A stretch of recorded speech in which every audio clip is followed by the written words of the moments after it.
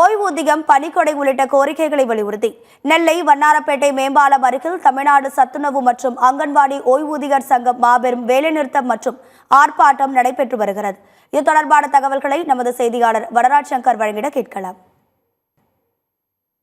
தமிழ்நாடு சத்துணவு மற்றும் அங்கன்வாடி ஓய்வூதியர்கள் சங்கத்தின் சார்பில் குறைந்தபட்ச சிறப்பு ஓய்வூதியமாக 6750 ரூபாயை அகவலை படியுடன் வழங்கிட வேண்டும் என்றும், சிறப்பு காலமுறை ஊதியத்தில் பணியாற்றும் சத்துணவு அங்கன்வாடி பணியாளர்களுக்கும் சமையலர் மற்றும் அனைத்து உதவியாளர்களுக்கும் காலமுறை ஊதியம் வழங்கிட கோரி திருநெல்வேலி மாவட்டம் மன்னார்பேட்டையில், திருநெல்வேலி மாநகரத்தில் அமைந்திருக்கும் மன்னார்பேட்டையில் இந்த ஆர்ப்பாட்டம் தற்போது நடைபெற்று வருகிறது.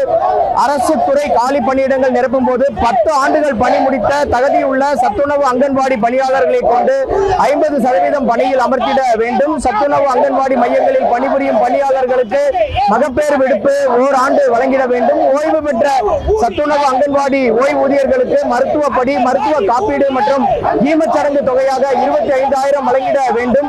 சத்துணவு மற்றும் அங்கன்வாடி பணியாளர்களுக்கு உச்சநீதிமன்ற தீர்ப்பின்படி பணிக்கொடை ரூபாய் 10 லட்சம் வழங்கிட வேண்டும் என கூறி தமிழ்நாடு மாநிலம் தழுவிய ஒருநாள் அடையாள வேலை நிறுத்த போராட்டம் தமிழகத்தின் அனைத்து மாவட்ட தலைநகரங்களிலும் தற்போது நடைபெற்று வருகிறது.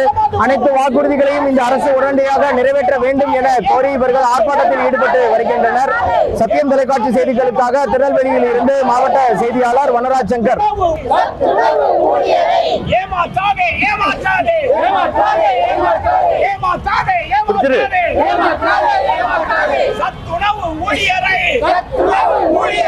அங்கன்வாடி ஊழியரை ஏமாற்றாதே.